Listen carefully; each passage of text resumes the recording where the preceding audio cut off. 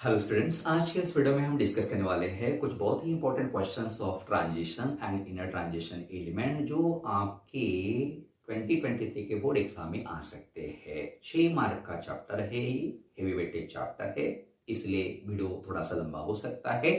Video को शुरुआत से लेकर अंत तक देखना, डेटा मत बचाना, कुछ फायदा नहीं है। अब इन वीडियोस में आपको जो मिल रहा है वो सब अच्छे से याद कर लेना है। अब एग्जैक्टली क्या मिल रहा है, कुछ बच्चे कंफ्यूज रह सकते हैं। तो देखो बेटा, सबसे पहले हम यहाँ क्वेश्चन लिख रहे हैं, उसके नीचे आंसर लिख रहे हैं।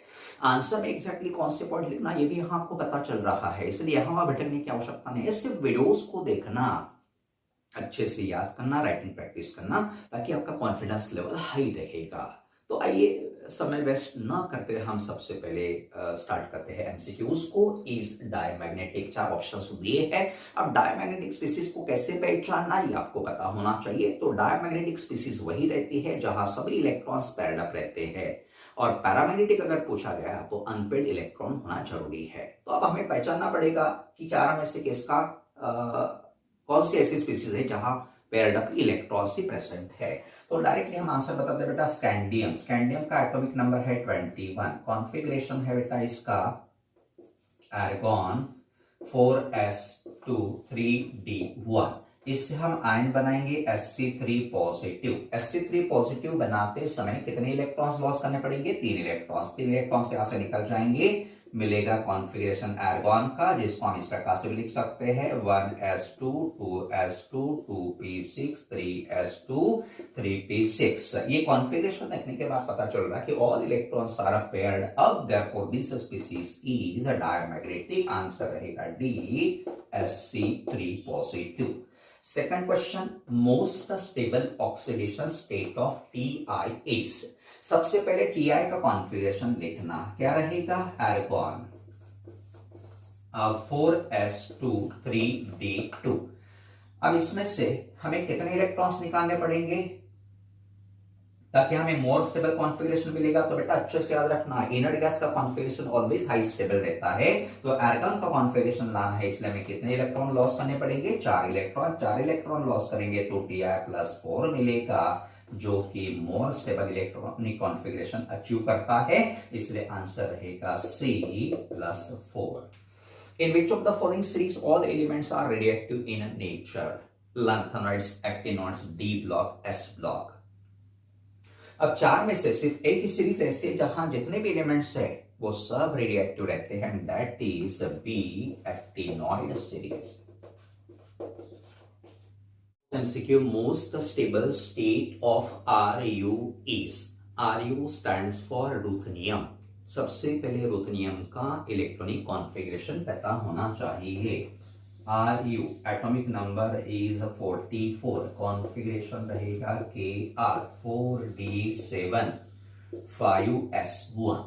अब इसमें से कितने इलेक्ट्रॉन्स निकल जाएंगे? तो मोर स्टेबल इलेक्ट्रॉनिक कॉन्फ़िगरेशन मिलेगा। हमने आपको पहले बताया है कि more stable electronic configuration inert gas का रहता है। Kr का कॉन्फ़िगरेशन अचीव करने के लिए इसको कितने इलेक्ट्रॉन लॉस करने पड़ेंगे? 8 इलेक्ट्रॉन। इसलिए Ru+8 चार्ज यहां डेवलप होगा, यहाँ Kr का कॉन्फ़िगरेशन मिल जाएगा। इसलिए आंसर कौन सा रहेगा? C+8।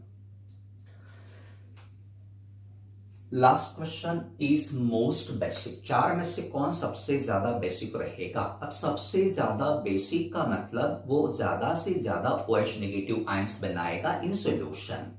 सबसे ज्यादा OH नेगेटिव कौन बना सकता है? जहां मेटल और ऑक्सीजन के बीच में रहने वाला बॉन्ड वीक रहेगा। बॉन्ड कहां वीक रहेगा? जहां मेटल आयन का साइज सबसे ज्यादा रहेगा। अब सबसे ज्यादा साइज किसका रहेगा 4 में से? तो La3 पॉजिटिव आयन का। इसलिए आंसर आपका रहेगा बेटा BLaOH थ्राइस। हम 1 मार्क के क्वेश्चंस को डिस्कस करते हैं। पहला question, give positions of first transition series elements in the periodic table. किसी भी एलिमेंट का पीरियोडिक टेबल में पोजीशन लिखते समय पीरियड नंबर और ग्रुप नंबर लिखना जरूरी है। तो सबसे पहले हम पीरियड नंबर लिखेंगे,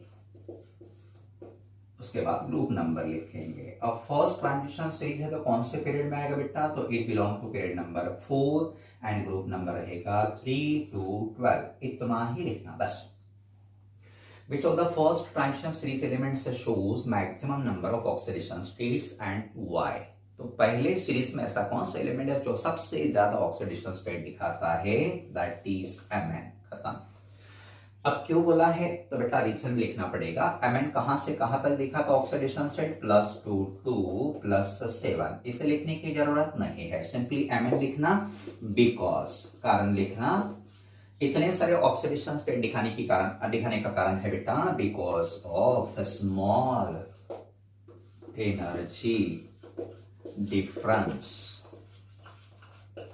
between 3d and 4s orbital.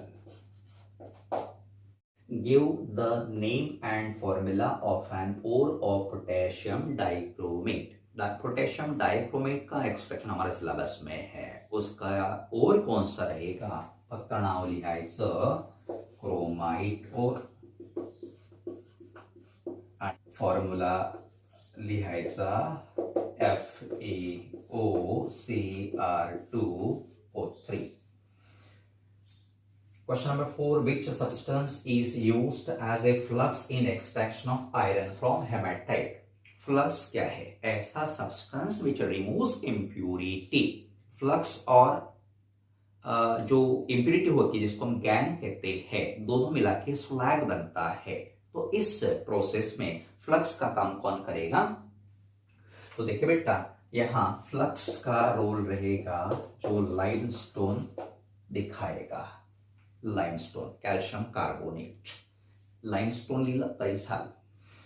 GD shows +3 oxidation state वाय? सगळ्यात पहिले जीडीचं इलेक्ट्रॉनिक कॉन्फिगरेशन लिहावं लागेल। Electronic configuration of GD is, तो यहां जो इनर गैस रहेगी बेटा दैट इज Xe, देन रहेगा 4F7, देन 5D1, देन रहेगा 6S2।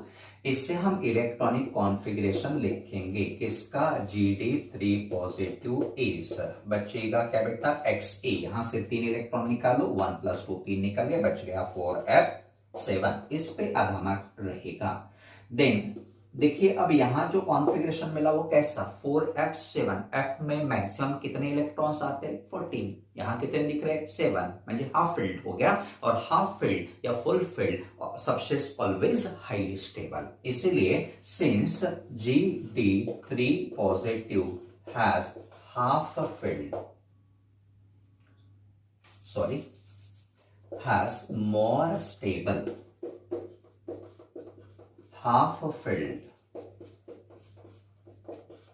electronic configuration, it shows +3 state oxidation state। तो ये लिखना जरूरी है, हाफ फिल्ड इलेक्ट्रॉनिक कॉन्फ़िगरेशन जो कि स्टेबल रहता। आधा मार्क इस कॉन्फ़िगरेशन पे, आधा मार्क इस पॉइंट पे। Question number 6. Explain anomalous electronic configuration of Cr and Cu. Anomalous म्हणजे अनएक्सपेक्टेड होता है। अब Cr और Cu का प्रोबेबल कॉन्फ़िगरेशन सबसे पहले लिखना, प्रोबेबल, और एक्सपेक्टेड हम कहते हैं electronic configuration of Cr and Cur। तो Cr का रहेगा argon 3d4 4s2 and Cu का रहेगा argon 3d9 4s2। However, उसके बाद लिखोगे बेटा however observed electronic configuration of Cr and Cur।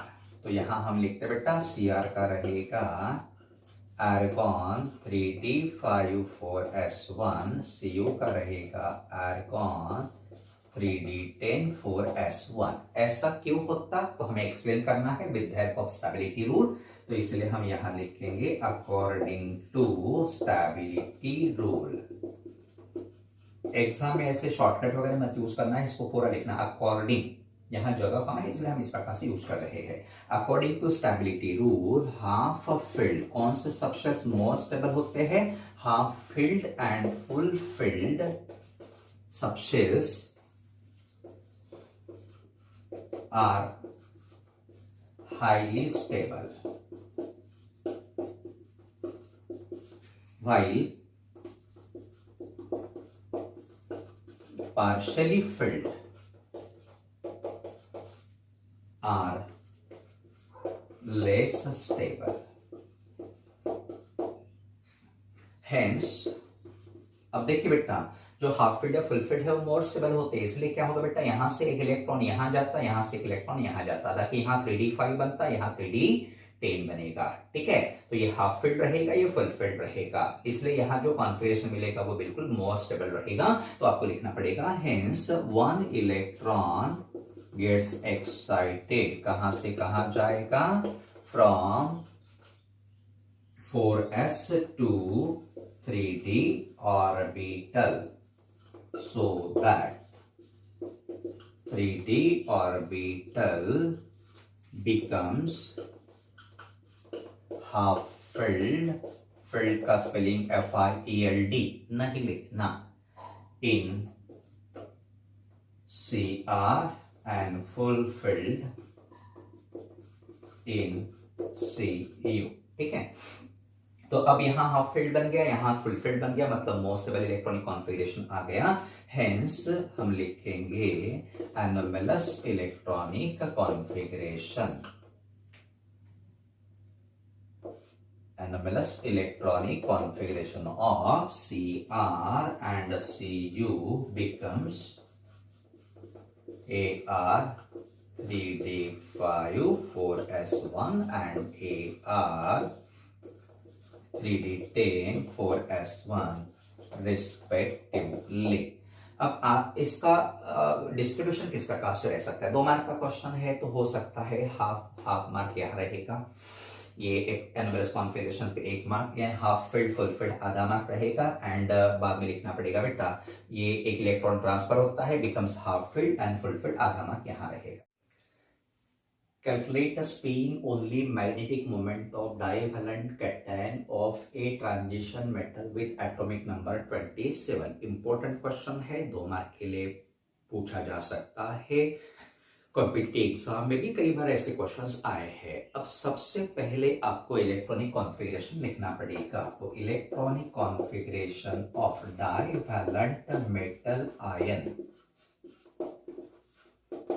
Is, अब इलेक्ट्रॉनिक कॉन्फ़िगरेशन कैसे लिखना, एटॉमिक नंबर दिया है, कितना दिया है 27, 27 का कॉन्फ़िगरेशन क्या रहता, आर्गॉन 3d7 4s2 हो गया, 18 + 9 27।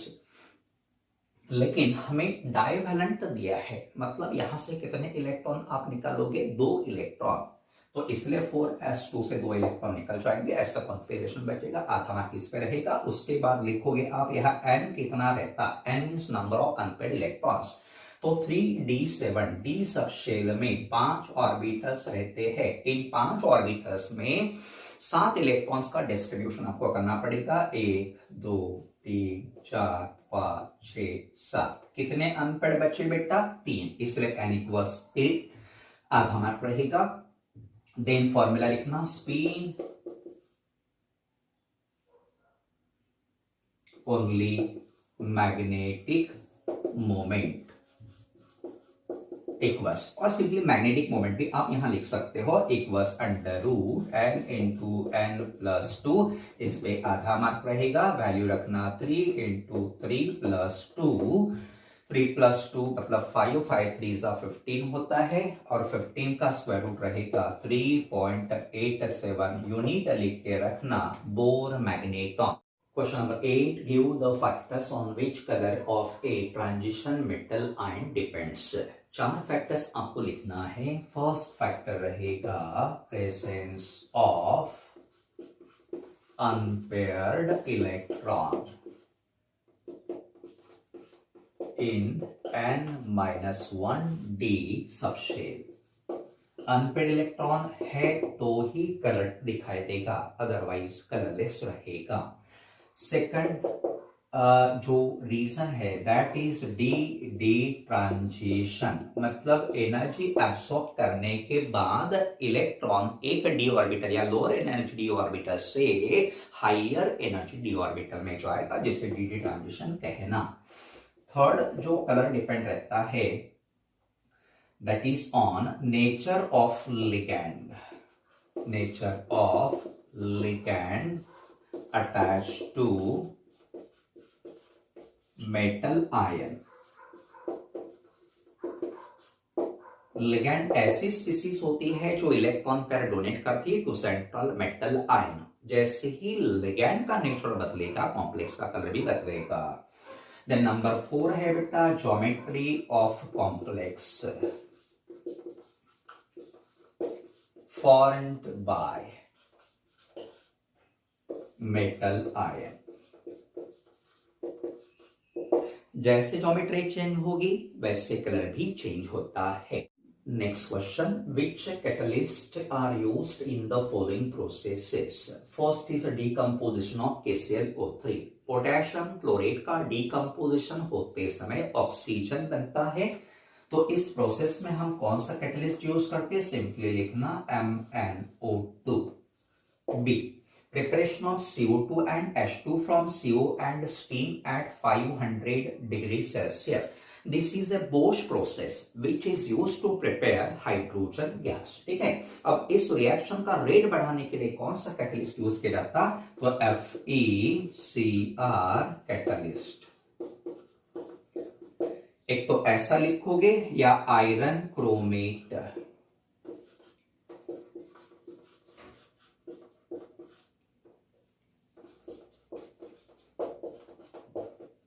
Question, what are interstitial compounds? Give their two properties. एक मार्क का डेफिनेशन, एक मार्क की प्रॉपर्टीज। डेफिनेशन कैसे रहेगा? The compounds formed by trapping small atoms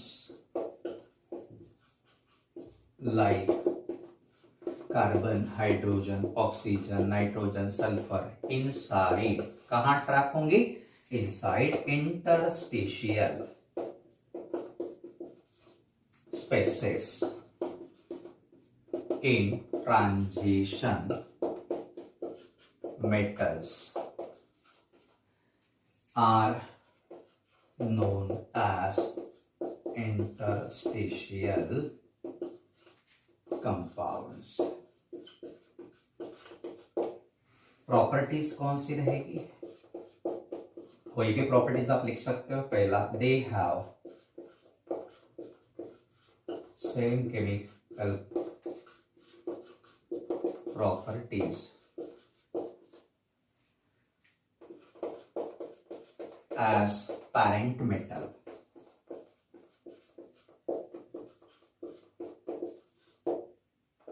दूसरा, they show thermal and electrical conductivity and luster। एक मार्क डेफिनेशन पे रहेगा, एक मार्क प्रॉपर्टीज पे रहेगा। आपको यहां लिखना पड़ेगा बेटा by trapping small atoms inside interstitial spaces. ये वर्डिंग लिखना जरूरी है। Question number 11, what is the action of K2Cr2O7 and dilute H2SO4 on Ki and H2S? आपको दो रिएक्शंस लिखनी है। अब रिएक्शंस को कैसे लिखना, दिक्कत जा सकती है। कितना भी याद करो कंफ्यूजन होना ही है, याद रहने के चांसेस काफी कम रहते हैं ऐसे रिएक्शंस में। तो इसलिए हमें यहां लॉजिकली चलना पड़ेगा। लॉजिक कौन सा मैं आपको बता रहा हूं, ट्रिक बताएंगे, वो ट्रिक को फॉलो करना ताकि कंफ्यूजन बिल्कुल ही नहीं होगा। तो सबसे पहले बेटा रिएक्शन लिखते समय क्या है? रिएक्टेंट है। दूसरा रिएक्टेंट रहेगा K2Cr2O7 और तीसरा रहेगा H2SO4। बेटा याद रखना this acts as oxidising agent, इसलिए ये इसको ऑक्सीडाइज करवाएगा। Ki का ऑक्सीडेशन होने के बाद क्या बनता? I2, ये अच्छे से याद रखना। इसका रिडक्शन होता बनता है Cr2SO4 थ्राइस प्लस रहेगा K2SO4 and one more product here H2O। अब इसको बैलेंस करना जरूरी है, बैलेंस नहीं किया आधा मार्क कटेगा। बैलेंसिंग कैसे करना, तो बेटा K2Cr2O7 में Cr पे चार्ज रहता +6 और यहाँ चार्ज रहता +3, +6 का +3 हुआ, डिफरेंस कितने का आ गया 3 का, इसलिए बेटा यहाँ आप लिखोगे 3, 3 2 6, इसलिए यहाँ 6 potassium 2 potassium 8, therefore write here 4, then 3SO4 + 4SO4 7, यहाँ लिखो, यहाँ 7 लिखा इसलिए यहाँ पे 7 लिखो। Equation is well balanced, +6 +3 board exam में लिखने की जरूरत नहीं। बी का आंसर हम कैसे लिखेंगे, H2S plus K2Cr2O7 plus H2SO4, उसी प्रकार से जाना। फिर से ऑक्सीडाइजिंग एजेंट इसको ऑक्सीडाइज करेगा, ऑक्सीडेशन होके बनेगा सल्फर, येलो कलर का प्रेसिपिटेट यहां बनता है सल्फर का, इसका रिडक्शन होके वही प्रोडक्ट बनेंगे, जो ऊपर में दिख रहा है वही सेम बाय प्रोडक्ट यहां बनेंगे, इसलिए रिएक्शन को याद रखने में काफी दिक्कतें नहीं आएगी। अब यहां +6 यहां +3, इसलिए बेटा 3 का डिफरेंस यहां 3 लिखो, यहां भी 3 लिखो, हो गया। उसके बाद बेटा 3H 3 2 6 यहां दिख रहा है, या बेटर वे हम क्या करेंगे, देखिए सल्फर तो बैलेंस्ड हो गया, अब SO4 को बैलेंस करो, पोटेशियम बैलेंस है क्या, देखिए 2 के, सल्फर को बैलेंस करो बेटा, सॉरी SO4 को 3 + 1 4, यहां 4 रहेगा, यहां 4H2 + 3H2 7H2, इसलिए यहां 7 लिखना पड़ेगा, इस प्रकार से बैलेंस्ड रिएक्शन लिखना। Question number 12, define mineral ore, 2 mark का क्वेश्चन है, सिर्फ 2 डेफिनेशंस लिखना है, इन दोनों डेफिनेशंस को आप अच्छे से याद करके रखोगे, पूछे जाने के चांसेस है। अब सबसे पहले मिनरल को हम डिफाइन करते हैं, तो बेटा मिनरल कहां मिलता है, अर्थ क्रस्ट में, नेचुरली या आर्टिफिशियली, नेचुरली, इसे हम आर्टिफिशियली बना नहीं सकते, और इन मिनरल्स में कौन प्रेजेंट रहता है, मेटल, कौन से फॉर्म में रहता है, अदर फ्री और कंबाइंड स्टेट में, इसलिए आप डेफिनेशन लिखते समय क्या लिखोगे, a naturally occurring substance found कहां मिलता है, in earth crust, which contains, कौन रहता बेटा इसमें, ए मेटल इन फ्री और combined state is known as mineral। B का डेफिनेशन, और किसे कहना, ऐसा मिनरल जिसमें मेटल का परसेंटेज सबसे ज्यादा रहेगा और जिससे मेटल को हम एक्सट्रैक्ट कर सकते हैं profitably, therefore a mineral containing high percentage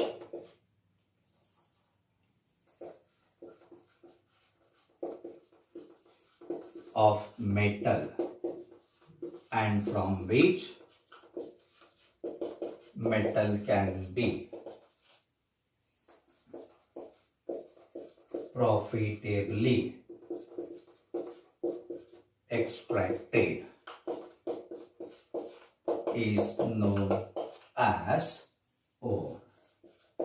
Next question, give formula of following minerals, magnetite, cuprite। अब आपके टेक्स्ट में एक टेबल दिया है, उसमें 3 मेटल्स के मिनरल्स दिए हैं, आयरन, जिंक एंड कॉपर, सभी फॉर्मूले याद कर लो, उनमें से 2 रह सकते हैं बोर्ड एग्जाम में। अब हमें मैग्नेटाइट का फॉर्मूला लिखना है, which is the mineral of iron, part करायचं Fe3O4, cuprite is mineral of copper, formula Cu2O। What are lanthanoids? Give their position in periodic table। lanthanoids का definition लिखना, the elements in which last electron enters 4f orbital are known as लैंथनॉइड्स। ऐसा definition लिखोगे 1 mark मिलेगा, लेकिन यहां last electron 4f orbital लिखना जरूरी है। इनका पोजीशन कहां रहता है, पीरियोडिक टेबल में वो लिखना, they are placed in 3rd group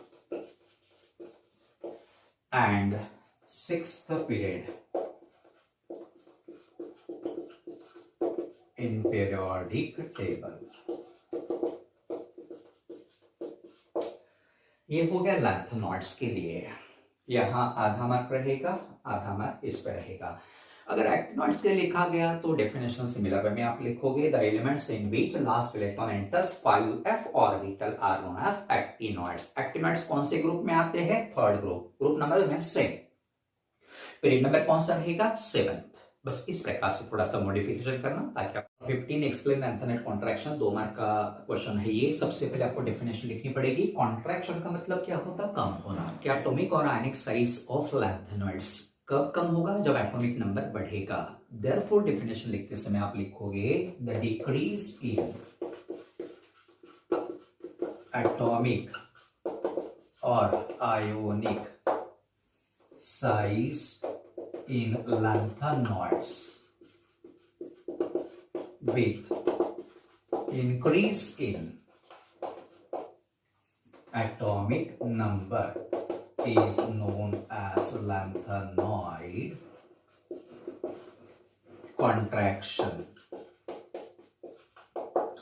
बाद में लिखोगे बेटा, इस पे 1 मार्क रहेगा। इन लैंथेनॉइड सीरीज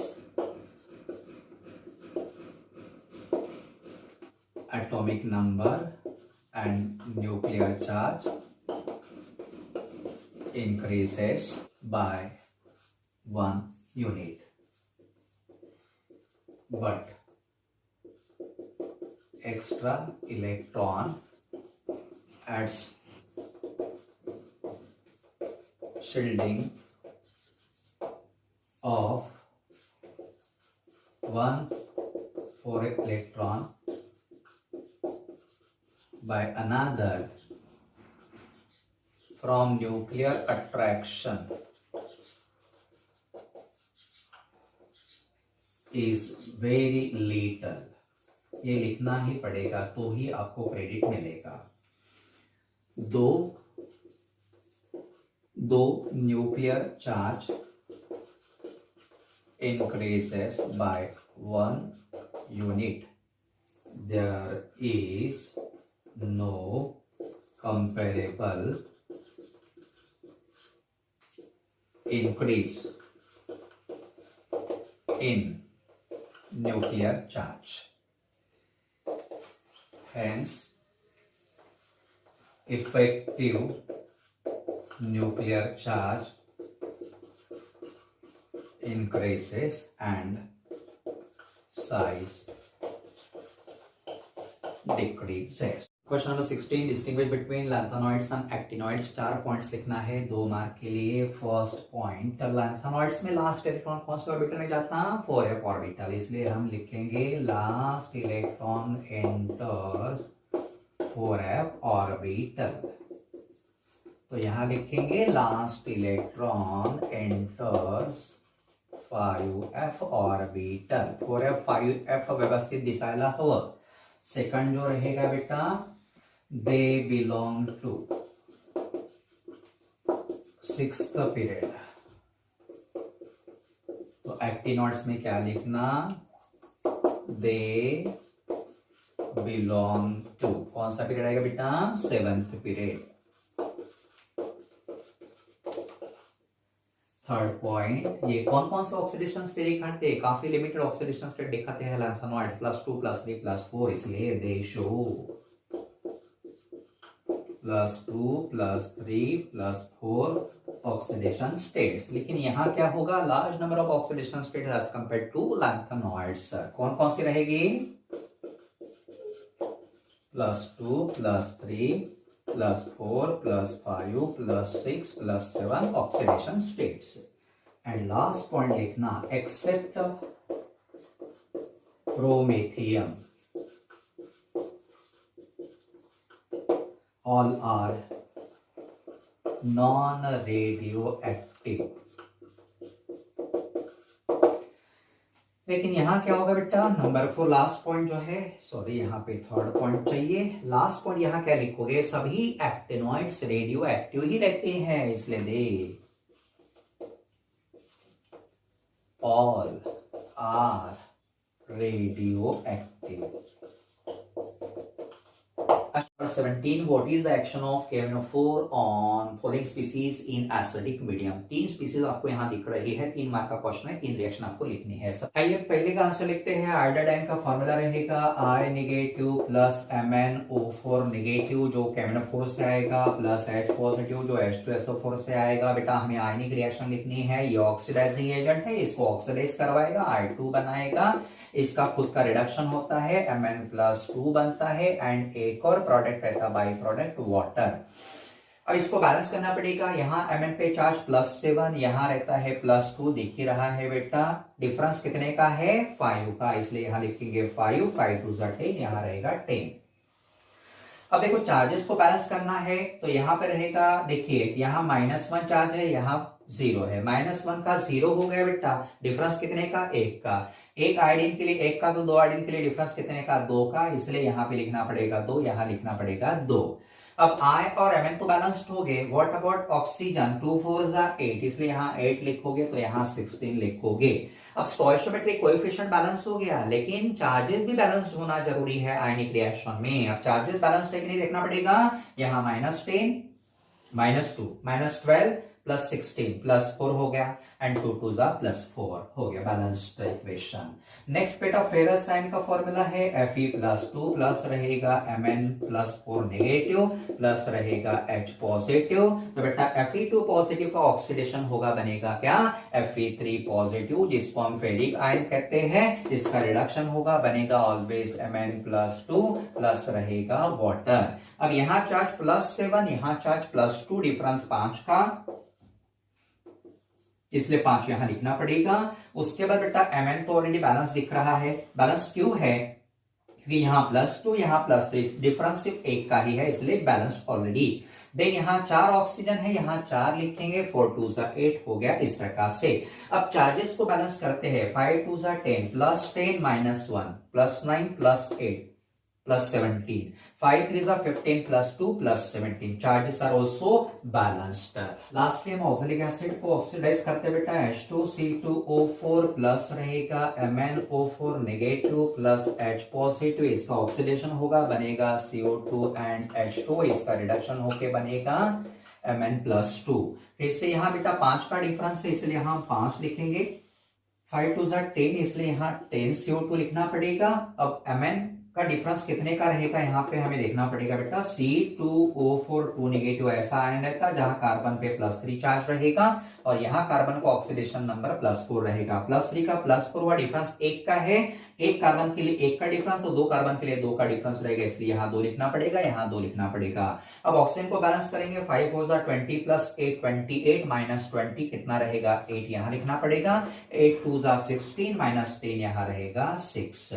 अब चार्जेस बैलेंस हो गए क्या देखना जरा, यहाँ -2 है, यहाँ +6 +4 आ गया और यहाँ भी +4, ऑलरेडी बैलेंस। इस प्रकार से तकरीबन 17 क्वेश्चन हमने डिस्कस किए हैं transition and inner transition elements के, सबको आप अच्छे से याद करके रखोगे बेटा। ये सब इंपॉर्टेंट क्वेश्चन है, इनमें से कोई क्वेश्चन आ सकता है। काफी सारे बच्चे अभी भी डायलेमा में है, पढ़ना कि नहीं पढ़ना, आएगा कि नहीं आएगा। अगर आपके पास कोई सोल्यूशन है तो आप उसको यूज कर सकते हैं, अदरवाइज आपको यही अच्छे से याद करके रखना पड़ेगा। Thank you.